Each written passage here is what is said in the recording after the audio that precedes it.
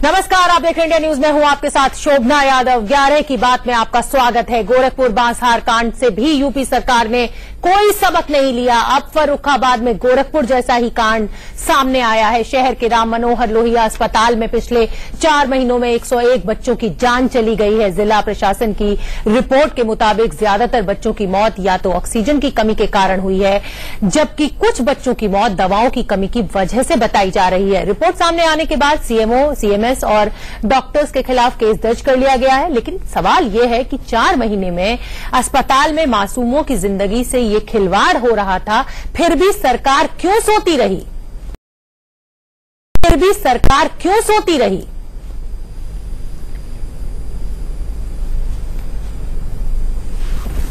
महिला ओपीडी में 9 नंबर में डॉक्टर का नाम है।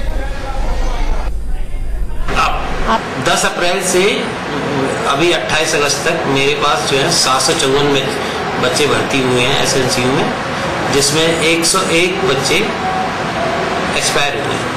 तो इसका परसेंटेज निकालने पे कम से कम 13 पॉइंट कुछ परसेंटेज आ रहा है और 10 से 12% के करीब जो है बच्चे हर महीने एक्सपायरी होती रहती है। और ऐसा होता है कि जो पास के सरकारी अस्पताल हैं, वो अस्पताल जो प्राइवेट वाले हैं वो सीरियस बच्चे हम लोगों के पास भेज देते हैं। तो जब हम सीरियस बच्चे भर्ती करेंगे तो कुछ उसमें 10 से 12% की एक्सपायरी तो हो ही जाती है, हम लोग बचा नहीं पाते। ये आज थाना फर्रुखाबाद में बादी सिटी मजिस्ट्रेट साहब की तरफ से एक अभियोग पंजीकृत हुआ है। जो अभी कुछ बच्चे जो नवजात शिशु थे उनकी डेथ के बारे में कोई जांच हुई है, उस संबंध में उन्होंने जांच करके मुकदमा पंजीकृत कराया है। इसमें सीएमओ, सीएमएस और कुछ डॉक्टर्स के खिलाफ है और इसमें 176, 188 और 304 आईपीसी के अंतर्गत मुकदमा कायम है। इसमें जो उनकी जांच आख्या है प्लस जो भी पुलिस को और साक्ष्य मिलेगी उसके आधार पर कार्रवाई की जाएगी। फर्रुखाबाद में भी अब गोरखपुर जैसा ही मामला सामने आया है। शुरुआती जांच से पता चला है कि ऑक्सीजन की कमी है। गोरखपुर में भी बच्चों की जान गई थी। ये कैसा स्टेट है यूपी, जिसमें कि आप गोरखपुर देखिए और अब ये नया मामला फर्रुखाबाद से आया है। छोटे छोटे बच्चों की जान जा रही है और वो भी ऑक्सीजन की कमी से। बड़ा सवाल उठता है।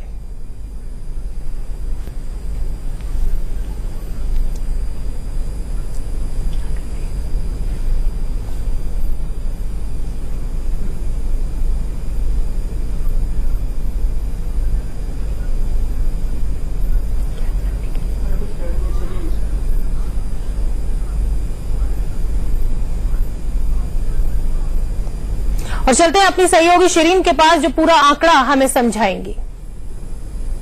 बिल्कुल शोभना, ये बेहद दर्दनाक तो है ही, साथ ही शर्मनाक भी, चूंकि प्रदेश के नौनिहालों का भविष्य आखिर क्यों नहीं बचा पा रही है सरकार, बड़ा सवाल है ये।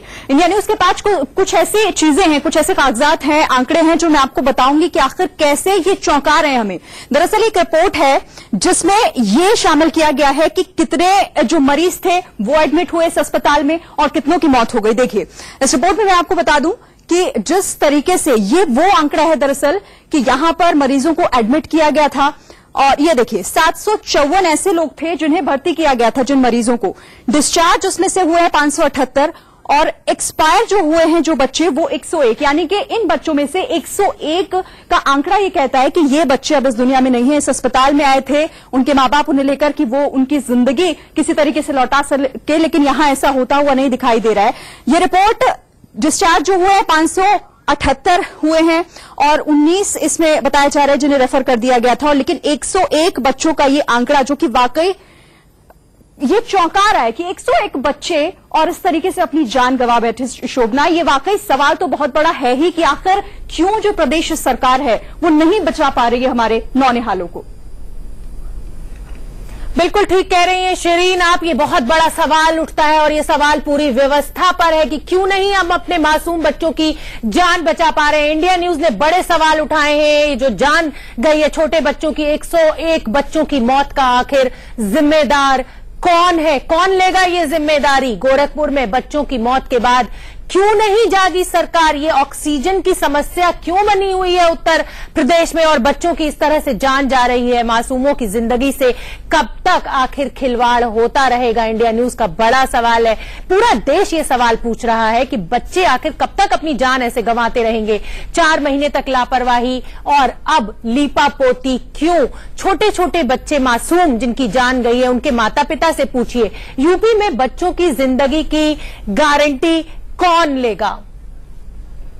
हमारे साथ हमारे संवाददाता अरविंद चतुर्वेदी जुड़ रहे हैं। अरविंद, ये क्या हो रहा है उत्तर प्रदेश में? गोरखपुर, अब फर्रुखाबाद, ये कैसी व्यवस्था है?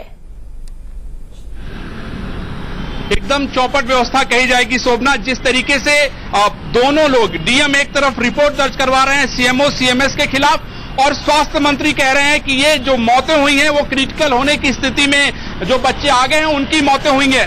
सवाल ये है कि कौन झूठ बोल रहा है? सवाल ये भी है शोभना कि बच्चों की मौत हुई है और इसके लिए सिर्फ सरकार जिम्मेदार है, इससे बचा नहीं जा सकता है। हमारे हाथ में एक रिपोर्ट है, आप ये देख सकते हैं, मेरे हाथ में ये रिपोर्ट है जो कि सिद्धार्थनाथ सिंह ने उपलब्ध कराई है। उनका कहना है कि ये रिपोर्ट ये कहती है कि जो बच्चों की मौत हुई है वो क्रिटिकल कंडीशन में आने की वजह से मौत हो गई है। पिछले 1 महीने में 25 बच्चों की मौत हो गई है और सरकार के कानों पे जू नहीं रेंग रही है। हमारी जब डीएम और कप्तान से बात होती है तो वो कहता है कि कितनी लापरवाही हो रही है, ऑक्सीजन नहीं है यहाँ पर, वेंटिलेटर नहीं है यहाँ पे, यानी सरकार झूठ बोल रही है। यहाँ के स्वास्थ्य मंत्री हैं जो अपने लोगों को बचाने में लगे हुए हैं, वहाँ का जो प्रशासन है कुछ और कह रहा है। कम से कम अब तो सुधर जाए। मुख्यमंत्री के इलाके में इतने बच्चों की मौत हो जाती है, उसके बाद भी शोभना कोई सबक नहीं ले रहा है और यही सच्चाई है। कौन लेगा इन मौतों का जो जिम्मेदारी, कौन लेगा? फिलहाल सरकार की तरफ से कोई भी व्यक्ति बात करने के लिए तैयार नहीं है। हमारी एक प्रमुख सचिव स्तर के अफसर से बात हुई, उनका कहना है कि प्रशासन अपना काम। अरविंद, अगर कोई आपको अवेलेबल हो भी जाएगा तो वो एक बड़ा रटा रटाया जवाब देगा कि जांच बिठा दी गई है, जांच आएगी उसके बाद ही कुछ हम बता पाएंगे। फिलहाल आपका बहुत बहुत धन्यवाद इस पूरी